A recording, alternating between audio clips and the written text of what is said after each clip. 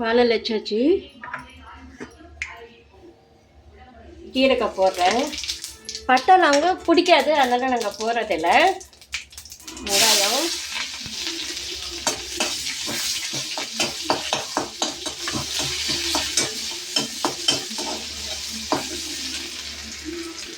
வெங்காயம் வதங்கினாலும் தக்காளி,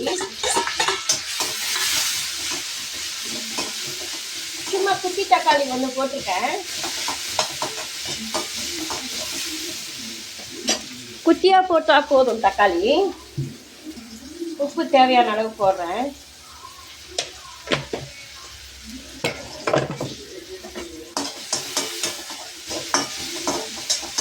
நல்லா வதங்கிட்டோன்னே இந்த தேங்காய், பச்சை மிளகாய், இஞ்சி அரைச்சி வச்சுருக்கேன். அதை இதில் போட்டுக்கேன்.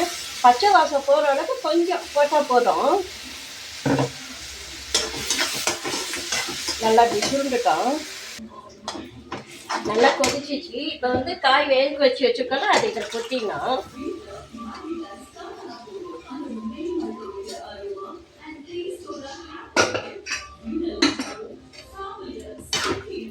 இது நல்லா கொதிக்கணும். இதில் முந்திரி வச்சுருக்கேன், இதை அரைச்சி எடுத்துகிட்டு வரேன். இது நல்லா கொதிக்கிட்டோம்.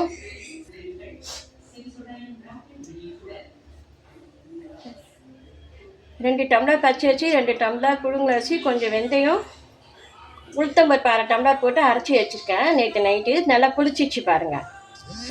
இதை காட்டுறேங்க.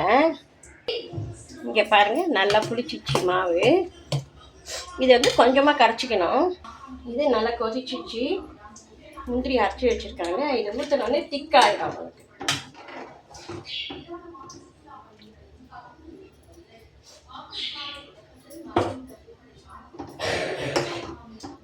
நல்லா திக்காயிடும். இது நல்லா கொதிச்சிச்சு. அவ்வளோதான், இது இறக்கிட வேண்டியதான். ஆப்போசிட்டு உங்களுக்கு காட்டுறேன். மாவை நல்லா தண்ணியாக கரைச்சிக்கணும். இது பாருங்கள், 2 பங்காக பிரிஞ்சுக்கிட்டேன். எல்லா மாவையும் கலக்கலை, கொஞ்சமாக கரைச்சிக்கிட்டேன் நான். இப்போ கல் காயுது, காஞ்ச அப்புறம் ஊற்றலாம். இது நான்ஸ்டிக் கல், அதனால் எண்ணெயெல்லாம் ரொம்ப ஊற்ற வேணாம். பாருங்கள், ஒரே கரண்டி ஊற்றுறேன்னா. இது நான்ஸ்டிக் கல், இதுக்குன்னு வாங்கலை நான். இது வாங்கி ரொம்ப நாள் ஆயிடுச்சு.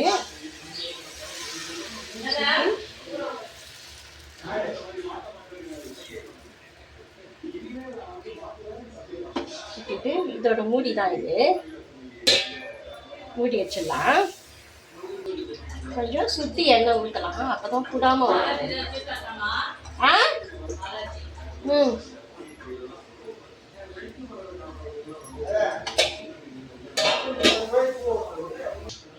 இங்கே பாருங்க, அழகாக வரும் உங்களுக்கு ஆப்பம். இங்கே பாருங்க, அழகாக வந்துச்சா? இன்னொன்று ஊற்றி காட்டுறேன்.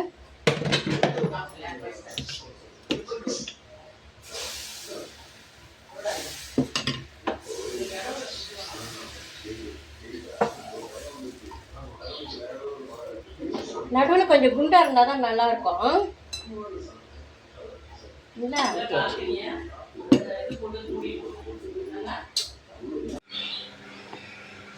தேங்காய் பால், கேரட்டு, பீன்ஸு, உருளைக்கிழங்கு குருமா, இது தேங்காய் அரைச்சி ஊற்றிருக்கேன். ஆப்பம் வாங்க சாப்பிடலாம். டேஸ்ட் பாருங்கள்,